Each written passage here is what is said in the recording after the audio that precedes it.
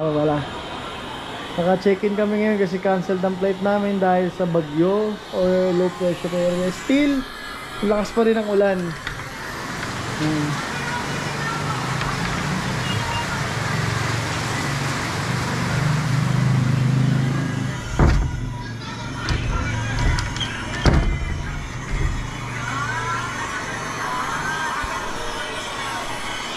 Vincent, ano masasabi mo?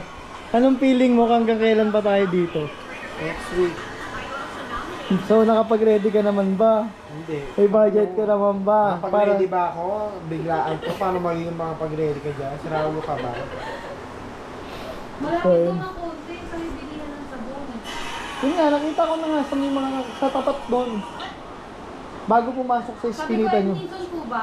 Hindi sa mission, sa Bulacan lang. Edmondson mo, kabilang gilid. Sa kabilang gilid lang.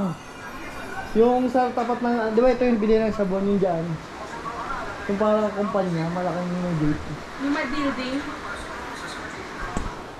Yan. Wala kaming ginagawa dito, maliit yung TV, walang internet.